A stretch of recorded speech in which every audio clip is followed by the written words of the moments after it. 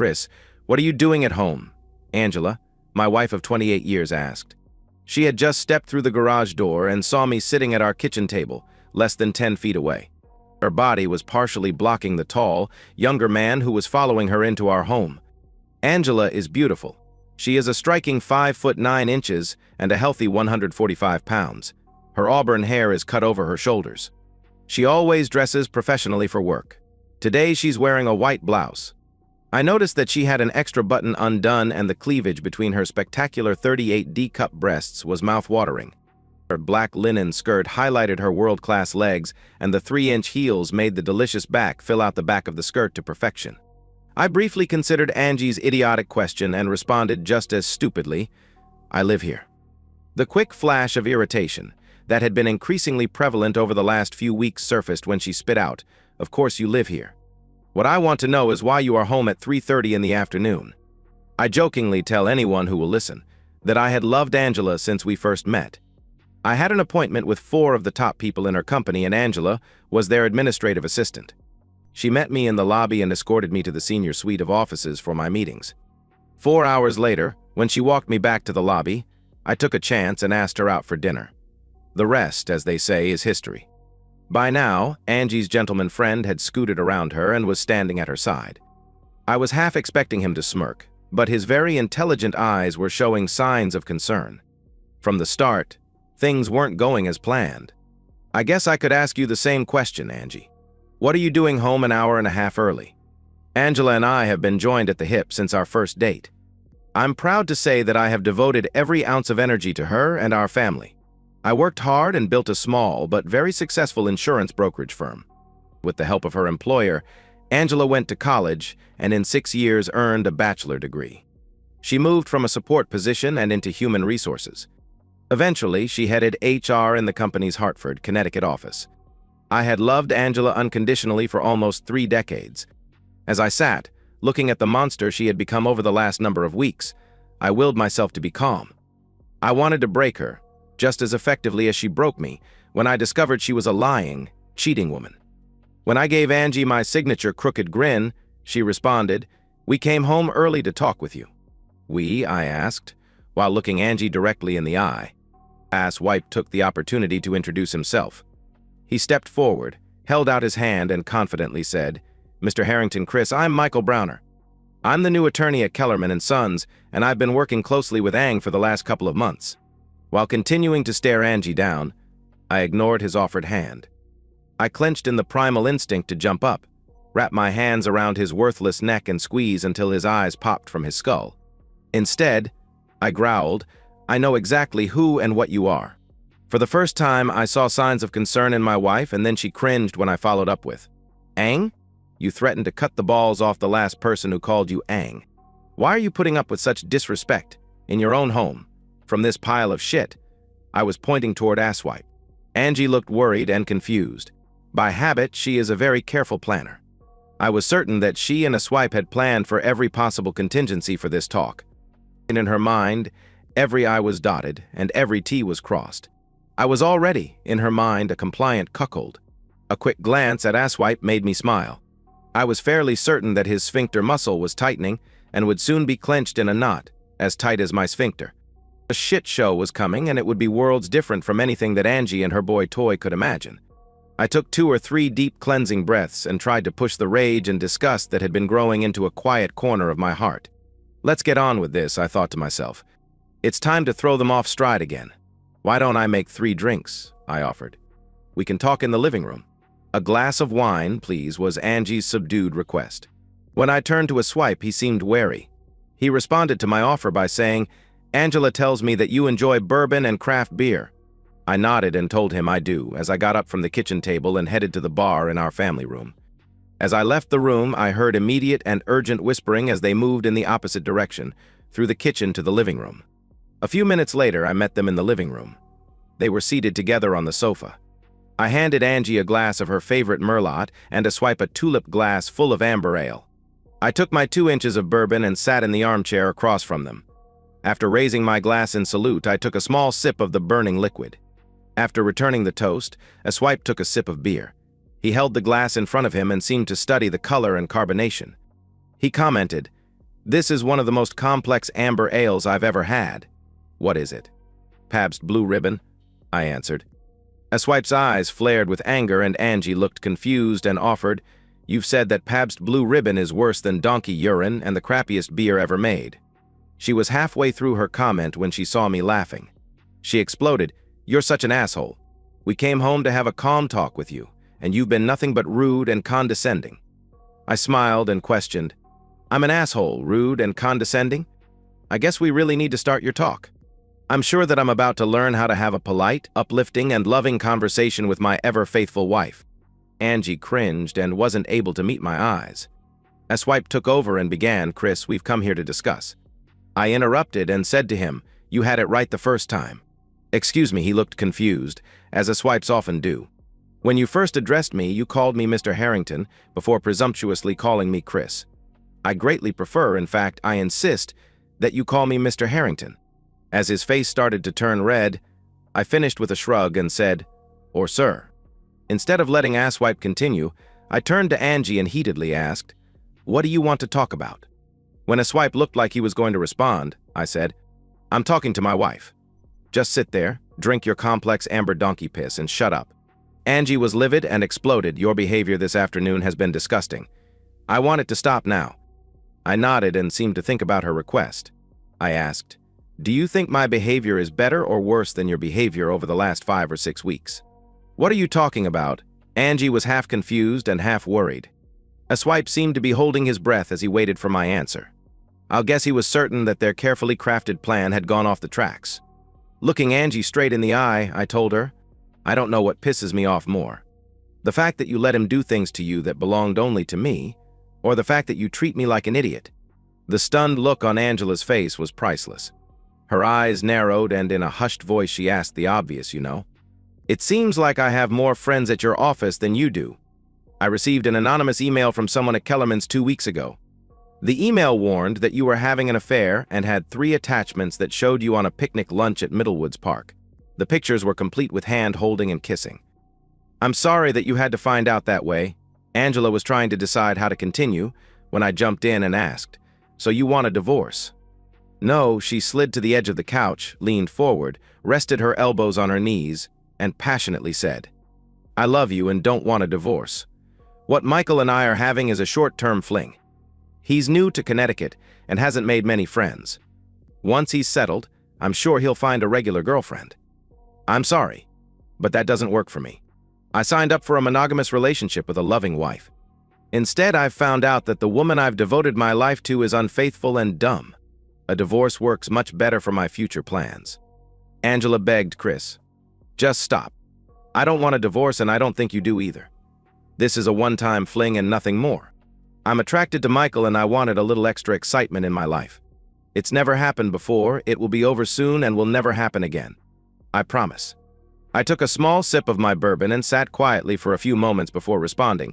"First, your promises have no meaning. Everyone in this room knows you're a liar." Angela was about to erupt when I talked over her and said, "And second, why would I ever believe this is your first affair? For all I know, it's your 51st. Please, you need to stop and think. We've worked together to build our family, and now that Kelly is married and thinking about starting her own family, we can slow down and plan for a wonderful retirement in a few years. My fling with Michael will be long over and forgotten." I got up and, without asking if anyone wanted another drink, walked to the den and refilled my glass. I was confident that my poor manners were not lost on the 2 idiots in the living room. They were huddled together and whispering when I returned. "May I say a few things, Mr. Harrington?" Asswipe asked. "The floor is yours," I was my disgusted reply. He gathered his thoughts before saying, "Angela is right. Our relationship is just a short-term fling. I regret that I let a married woman into an affair. I've never done that before. But we hit it off. As you know, she is a spectacular woman. Your threat of divorce, while understandable in the heat of the moment, will prove unwise over the long term. You've invested decades together. Don't throw it away." Angela was initially worried that the prenuptial agreement her father had you both sign would cause her to lose many of her assets in a divorce, if we were caught. I can assure you, as a lawyer, that a nearly 30-year-old agreement can easily be overturned. Laws change. Legal wording becomes outdated. Any competent attorney will have the document laughed out of court. But even more important than that, you need ironclad proof of infidelity. Other than some mild, innocent public flirting that some of our associates may have seen, I'm confident you don't have the evidence necessary to enforce the agreement. I wondered, as he finished his brilliant legal summation, how my wife had become so stupid. Turning to Angela, I wondered, I can't understand why you would take legal advice from a corporate attorney who graduated in the bottom quarter of his class from Texas Southern University Law School. Texas Southern is ranked as one of the top 10 worst law schools in the country, year in and year out. How did you know? He asked. Swipe didn't finish as I answered. One of my many mottos is know thy enemy. I continued, as I turned my attention back to Angela, what's your plan moving forward, Angie? She took a few moments to think things through before she told me. Michael and I are going to spend the weekend together. I'll be staying at his apartment tonight, and in the morning we are leaving for New York City. We'll stay in the city tomorrow and Saturday night, and I'll be home on Sunday. Even though I knew their exact plans, the sheer audacity of my wife's statement tore my heart from my chest. I hoped she could see the crushing sadness in my eyes as I asked, so not only have you shared your body with this piece of crap, but you're also going to share our quarterly getaway weekend with him? We've gone to New York City 4 times a year, every year since we've been married. Memories of all the spectacular sights we've seen together. The award-winning Broadway plays, the concerts, and sporting events. You've smashed all of the thousands of heartwarming memories. I don't know what's happened, Angie, but you've become as big a pile of shit as this asshole. I was obviously indicating a swipe. Angela could tell I was devastated and responded accordingly. I didn't hear a single word she said, as the voices in my head were screaming, end it. End it now. Looking over at a very concerned Swipe, I asked, is your wife okay with my wife? Christopher. Stop. Michael is a widower. His wife died several years ago. He would never cheat on his wife, she answered. Even Swipe had the decency to cringe at my wife's last statement. I smirked and said to Angela, unlike you. I continued immediately and asked, is that true? You're widowed. He quickly looked back and forth between Angie and me and hesitantly said, yes. I reached down and pulled a manila folder from the backpack sitting on the floor next to my chair. I opened the folder, scanned the first page, and read, Dr. Cynthia Browner, Emergency Department Surgeon, Ascension St. John's Hospital, Detroit, husband Michael, daughters Katie and Lacey. Dr. Browner has resigned from her current position effective June 22nd and will be moving to the Hartford, CT area to join her husband immediately after her children get out of school. She will be working in a similar position at St. Francis Hospital and Medical Center in Hartford. If I wasn't so grossly unhappy about my marriage, I would have laughed hysterically at the look on Angela's face. You lied to me, she wanted to know. I couldn't help it. I did laugh. Can you imagine? I bellowed. A cheat and a liar lies to a cheat and a liar. What's this world coming to? Michael reached out and cupped Angela's hand. Just before I could shout, get your hands off my wife, I realized I just didn't care. Ang, baby. I'm sorry. I did lie. I couldn't help it. You are so sexy and beautiful. I wanted you and needed you and I lied, so I could have you. He stood while still holding her hand. Let's go back to my place and talk. We'll go to New York tomorrow and have a great weekend. When we get back, we'll still have 3 weeks until my family arrives. At that point, you can be a full-time wife and I'll be a full-time husband and father. Angela considered her options for a few moments before standing. She took Swipe's hand and turned toward me. After this weekend, I promise to give up Michael completely. I'll come home on Sunday, and I'll be the same loving wife I've always been. Angie and I stared at each other for a while. I wondered if she could hear my already crushed heart continuing to break. I've sat here somewhat politely, while you both had the opportunity to tell me about your fling and how, in the long term, it won't affect my relationship with Angie. I'd like to ask that you both sit down and give me a similar 30 minutes of time to lay out the changes I see happening. They looked back and forth between each other and me, trying to silently decide what to do. I pushed the issue and said, the least you can do is give me 30 minutes of your time. Reluctantly, they sat. I've set up several Zoom meetings for us, I told them as I pointed the remote at the TV and pressed a few buttons. I'd become an expert at arranging Zoom online meetings during the COVID-19 pandemic. When the TV lit up, I said, Peter, Lou, can you hear me? I was talking to the 2 faces on the screen. We can, Chris, Peter answered. I continued, Angie, you obviously know our family attorney, Peter. I'd like to introduce you to his partner and my new divorce attorney, Lou Baird. Gentlemen, I'd like to also introduce you to corporate attorney extraordinaire, Michael Browner. Angie and Asswipe were stunned as I finished with, "Gentlemen, you have the floor." Lou immediately started, in a no-nonsense manner. "Mrs. Harrington, I am representing your husband in your upcoming divorce. Papers were filed with the court earlier this afternoon. I'd greatly appreciate it if you would retain an attorney and make arrangements to officially be served. I'll give you until the end of the day on Monday. If I haven't heard from your attorney, we will hire a process server. We have filed for divorce using infidelity as the cause. We have private investigators report that documents in great detail, using audio, visual, and telecommunication proof, your sexual affair with Mr. Browner." As Lou was finishing his last statement, I tossed a second manila folder onto the coffee table in front of Angie.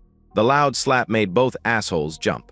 "It's a copy of our divorce petition, including the private investigator report," I told the stunned couple. While Asswipe reached for the folder, Angie looked back to the screen. "We will be insisting that the prenuptial agreement is fully enforced. I know that you are aware that every 2 years all of your family's business and personal legal matters are reviewed. As part of that review, the prenuptial agreement has been revised so as to stay within the current state legal guidelines.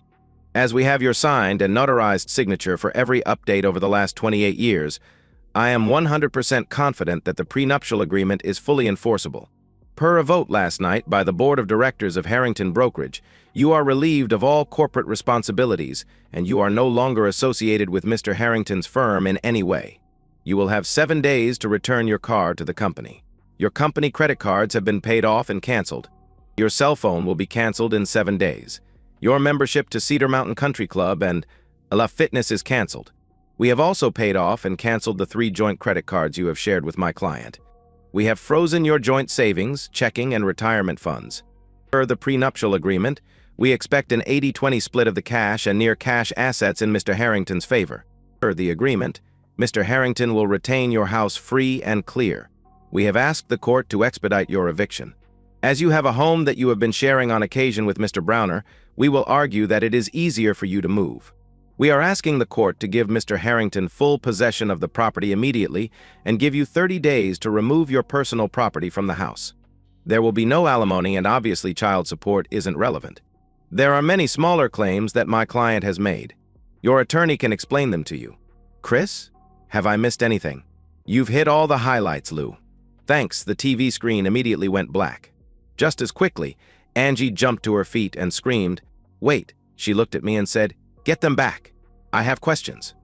I laughed and said, "That's not how it works, Angie. You'll need to hire your own lawyer to get your answers." "You motherfucker," Angie growled. "I'm going to fucking destroy you."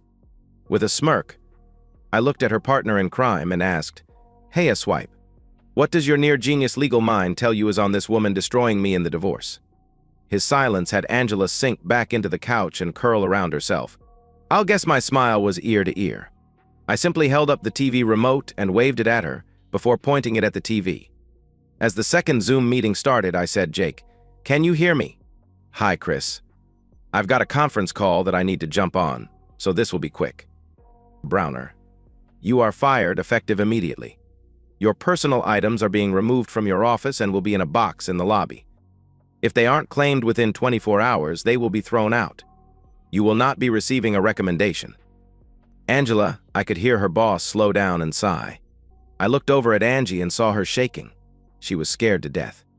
"I can't tell you how disappointed I am. Your behavior as a senior member of my staff is inexcusable. That being said, 29 years of exemplary service must be taken into account.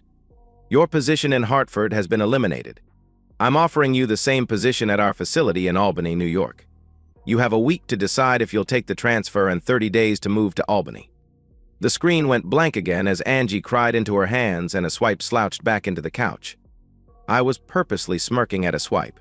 When he saw me, his rage started to build. He was younger, bigger, and I'll guess stronger. Unfortunately for him, he was as stupid as a bag of rocks. As Asswipe was ready to explode, I once again waved the remote, pointed it toward the TV, and pressed a button. The screen lit up and I asked, "Dr. Browner, can you hear me?" Asswipe and Angie sat in stunned silence. They were white as ghosts and their mouths were hanging open. The face of a beautiful blonde filled the screen. She said, "I've asked you to call me Cynthia." "Sorry, Cynthia. The floor is yours." "Michael, I filed for divorce. Expect to be served over the next few days. The kids and I will remain in Michigan. I've been able to keep my current position at the hospital. A swipe begged, "Cynthia, please. We can work this out. It was just a fling." The face on the screen looked disgusted. "I've been doing some checking since Chris contacted me. This is the third job you have lost because you could not resist the lust and desire of other women. After I received the private investigator's report, I contacted him and asked him to continue the excavation." Everyone was staring intently at the screen when Cynthia continued, "Miss Harrington, do you know Alice Packer? Joy Likely? Tori Jones? Candy Phillips?" When Angie didn't answer, Cynthia laughed and said, "I really don't expect an answer. The question was rhetorical. I know they are all associates of yours. Did you know Michael had flings with each of them? Can you imagine? You were just one of his many flings. Tell me where to send your crap, Michael. You're not welcome at my house." When the screen faded to black again, a swipe yelled, "I'm going to kill you, asshole." He struggled to his feet as I slipped my Colt .45 from between the chair cushion and pointed the monster at him. A swipe looked like he was going to vomit, which was exactly the look I wanted. "You've got two choices, asswipe. You can leave, or you can sit down and shut the fuck up. I don't care what you do, but if you come at me, I'm going to shoot your left ball off." I'm not sure if I was completely happy that he sat back down, but was grateful that I'd be able to have my last planned Zoom meeting. I looked over at Angie. She was pale, her cheeks were streaked with tears, and mascara was smudged around her eyes. She looked awful. "I've been seeing a counselor for the last 2 weeks. Angie groaned and cried into her hands. "It's kind of ironic. You cheat, lie, and betray me with this guy, and yet I'm the one who needs a mental health expert." I laughed and said, "How messed up is that?" A few moments later, I told Angela. After I told Dr. Waters our story, she asked me a question that's helped me a great deal. She asked, "Do you understand the old saying, love is blind?" When she asked the question, it was like a light going on in a dark room. I loved you so much that I would have never known you were a cheating woman, if not for the anonymous email. My love was so strong that it overlooked your warts. Hell, in my eyes, you didn't have warts. I hope you know you'll never find anyone who will love you as much as I did." Angie continued to cry and rock back and forth on the couch. "I'm going to continue seeing Dr. Waters. I think it's important to have someone to trust with your innermost thoughts and feelings, especially after such a devastating event. I would have never imagined it was possible for someone I loved so much could humiliate and disrespect me to such a degree. But the good news is, I'll get over the hurt and humiliation, just like I will get over you." I told Dr. Waters about my plan for today. She isn't a big fan of revenge, but thought the first 3 Zoom meetings were okay. She thought that you deserved some payback. She did try to talk me out of our next Zoom meeting. She thought that the pain it would cause me might take me back a few steps in my personal recovery. I've thought about it and will admit that Dr. Wilson is probably right. The next Zoom meeting is going to do me more harm than good. But I don't care. This next meeting will hurt me, but it will cripple you. As I held up the remote for the 4th time and waved it at Angie, she shrunk back into the couch in a panic. I pointed it at the TV and pushed the button. All eyes were riveted to the screen, and when the face appeared, Angie groaned, "Oh no. Oh no. Please God, oh no." "I love you, Daddy," said my daughter Kelly. "I love you too, sweetheart." "Why?" Angie shrieked. "How could you possibly be this awful to me?" "I heard it all, Mom. I've heard every word you and your asshole boyfriend have said over the last hour. I've heard what you've done and what you plan to do. You disgust me, Mom." "Sweetheart, please. This is a very complicated situation. You're too young to understand." It took Angela's breath away when Kelly responded, "Fuck you, Mom. I'm 26 years old, a happily married woman. Your situation isn't complicated. It's grotesque on one hand and pitiful on the other. I don't know what's changed, but you are selfish and totally self-absorbed." Angela was breathing deeply as she begged Kelly, "Baby, I've been so lonely since you moved away. It was like I was living in a fog. I missed you so much." Kelly's face on the screen looked perplexed. "So what you're saying, Mom, is that it's my fault you've become a liar, cheat, and unfaithful, crushed dad, and are going to get divorced?" "No, that's not what I'm saying, and you know it. It doesn't matter, Mom. I think we all need a break from you." "Kelly," Angela shouted, "I'll come to Boston this weekend and we can talk. I'm so sorry this has happened. I need to be with my baby girl." "That's not going to work, Mom, for 2 reasons. First, you'll be in New York, being intimate with your worthless, unemployed, newly divorced boyfriend. I'm not going to New York, Angela insisted. And second, Scott and I have planned a small private celebration for our closest family and friends. We've rented a venue closer to Cape Cod. Baby? Oh, baby. What are you celebrating? Since you aren't invited, I'll tell you. I'm 3 months pregnant and will be having a baby girl in February. Kellyanne. I'm your mother and I insist that you invite me. That's not going to happen, Mom. I want my special party to be filled with love and happiness and not the lying, cheating, and disrespect that is consuming so much of your current life. Goodbye, Mom. For the 4th time, the screen went blank. As Angela sat and cried, I got to my feet and tucked my pistol into the back of my pants. I'm going out for dinner and will be back in 2 hours. Looking at Angela, I said, please pack clothes and other essentials. You won't be allowed back into the house until the court responds to my divorce petition. I'm told that will take a week. Looking at Asswipe, I said, you've seen what I am capable of doing. I'm giving you 3 days to move out of the state. If you are still here on Monday, I'll have you crippled in a much more literal sense. After pulling open the front door, I looked back at the utterly defeated cheaters and said, enjoy your weekend in New York. It's supposed to be beautiful both days. And that's the end of today's story. If you enjoyed it, please give this video a thumbs up and drop a comment below. Your support helps the algorithm push my content further. If you're new to the channel, don't forget to hit that subscribe button. It really helps me keep creating more stories for you. Thanks for watching, and I'll see you in the next one.